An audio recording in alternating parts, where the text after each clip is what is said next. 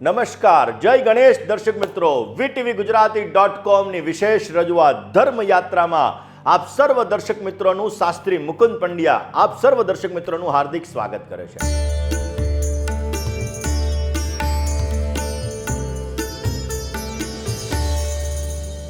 તો વાત આજે 7 અંકની કરીએ। દર્શક મિત્રો, 7 અંક જેને કેતુનો અંક ગણવામાં આવે છે, જેની જન્મની તારીખ 7 છે, જેની જન્મની તારીખ 16 છે, જેની જન્મની તારીખ 25 બની રહી છે, આ લોકોનો 7 અંક છે। 7 અંકનો ઉપર કેતુ ગ્રહનો પ્રભાવ વિશેષ માત્રામાં હોય છે। રાહુ અને કેતુ આ બંને છાયા ગ્રહો છે। રાહુ એ ઉપરનું મસ્તક છે, કેતુ એ નીચેનું ધળ છે, અને એટલા માટે દર્શક મિત્રો 7 અંકવાળા વ્યક્તિત્વની અંદર પ્રભાવશાળી વ્યક્તિત્વ ધરાવનારા છે।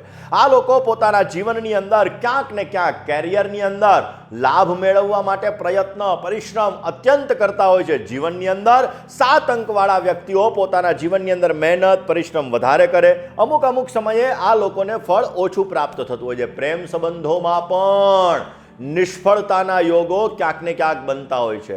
આ લોકો લગ્ન મોડા કરવાનો વિચાર કરતા હોય, કારણ કે પ્રેમ સંબંધ હોય ને પ્રેમ સંબંધો જ્યારે એની અંદર તકલીફ થાય એ પછી પોતે લગ્ન કરતા હોય છે। ખાસ કરીને વ્યક્તિઓ પોતે ખૂબ નામ સન્માન પ્રતિષ્ઠા મેળવી શકે, જો આ લોકો પોતાના જીવનની અંદર આગળ વધવા માટેના પ્રયત્ન કરે તો આ પ્રયત્ન અવશ્ય એને ફલીભૂત થાય છે। શાનદાર કેરિયર પોતે બનાવી શકતા હોય છે। પોતાના જીવનની અંદર વણ જોયા સમય એટલે કે સમય જોયા વગર પોતે પરિશ્રમ કરે, કાર્ય કરે અને પોતાના જીવનમાં સારી એવી સફળતા પણ પ્રાપ્ત કરી શકે। સમૃદ્ધિનું વરદાન 7 અંક જોડે રહેલું છે, ને એટલા માટે 7 અંકવાળા પૈસાદાર પોતે થઈ શકતા હોય, માન સન્માન પ્રતિષ્ઠા પોતે મેળવી શકતા હોય, પરિવાર સાથે પોતે સારો એવો સ્નેહ મેળવી શકતા હોય, મિત્રો સાથે પોતે સારી રીતે રહી શકતા હોય, ને પોતાના કેરિયરની અંદર પણ આ લોકો ક્યાંક ને ક્યાંક સારી એવી સફળતા પ્રાપ્ત કરી શકતા હોય છે। દર્શક મિત્રો, 7 અંકવાળા છે ને કોઈ દિવસ હારવા વાળા નથી હોતા। શું કામે?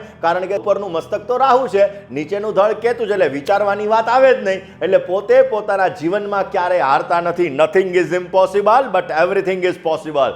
આ વસ્તુને પોતે સાર્થક બનાવતા હોય છે, ને એટલા માટે 7 અંકવાળા વ્યક્તિઓ પરિશ્રમી હોય છે, મહેનતી હોય છે, સંઘર્ષી હોય છે, અને પોતે સારી એવી સફળતા પણ મેળવી શકતા હોય છે। આ લોકો પોતાના પાર્ટનરને વધારે સમય નથી આપી શકતા। દાંપત્ય જીવનમાં પણ પોતાની પત્ની અથવા પતિને વધારે પડતો સમય નથી આપી શકતા, અને એના લીધે ક્યારેક વૈચારિક મતભેદોનું પ્રમાણ રહેતું હોય છે। પોતાના પરિવારની અંદર કઈ રીતે પરિવારને બધી ખુશીઓ આપવી, આ વિષય ઉપર પોતે ચિંતન કરતા હોય છે। દર્શક મિત્રો, 7 અંકવાળા વ્યક્તિઓ જો ભગવાન કાર્તિકેયની પૂજા કરે, ભગવાન કાર્તિકેયની આરાધના કરે તો વિશેષ માત્રામાં સફળતા મળી શકે છે।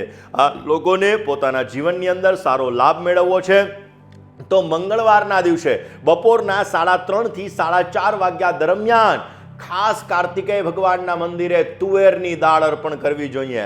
પોઝિટિવ રિઝલ્ટ મળશે, કાર્યક્ષેત્રની અંદર સારી એવી સફળતા પ્રાપ્ત થતી જણાશે। દર્શક મિત્રો, 7 અંક એ કેતુનો અંક છે। રાહુ મહારાજ છે એ માયાવી ગ્રહ છે।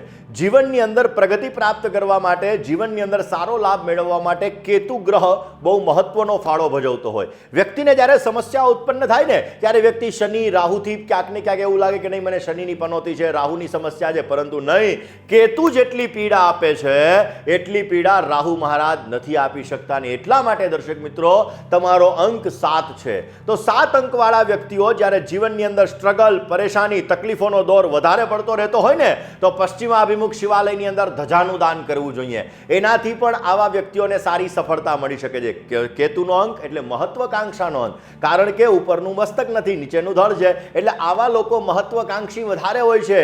આવા લોકો એક વસ્તુ ઉપર જ્યારે ફોકસ આપવા માટે બેસે ત્યારે એ વસ્તુને પરિપૂર્ણ કરવા માટેના પ્રયત્ન કરી લેતા હોય છે, પરંતુ એક વસ્તુ ઉપર ફોકસ આપે તો, કારણ કે રાહુની 7મી દ્રષ્ટિ પડે છે, માઇન્ડને ભ્રમિત કરી નાખે। એટલા માટે જ્યારે એક વસ્તુ ઉપર પોતે ફોકસ આપવા માટે જાય તો અલગ અલગ વસ્તુની અંદર એનું ફોકસ રહી જાય છે, અને જેના લીધે એને સમસ્યા ઉત્પન્ન થાય। એક્ઝામ્પલ તરીકે, તમારી કુંડલીમાં રાહુ પહેલા સ્થાનમાં છે, કેતુ 7મ સ્થાનની અંદર છે, 7મું સ્થાન છે દાંપત્ય જીવનનું સ્થાન છે, 7મું સ્થાન છે ભાગીદારીનું સ્થાન છે।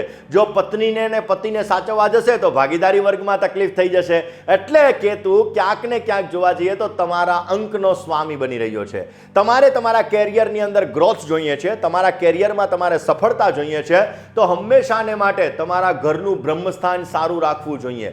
ઘરનું બ્રહ્મસ્થાન સારું રાખવાથી તમને પોઝિટિવ રિઝલ્ટ મળશે. તમારે તમારા કેતુને સારો બનાવવો છે તો એક વસ્તુ ઉપર ફોકસ રાખવું તમારા માટે લાભદાયી રહેશે. તમારે તમારા કેતુને સારો બનાવવો છે તો શ્વાનને રોજને માટે દૂધ અર્પણ કરવું જોઈએ, એનાથી પણ તમને પોઝિટિવ રિઝલ્ટ મળશે.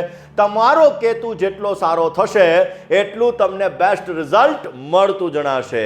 જય ગણેશ.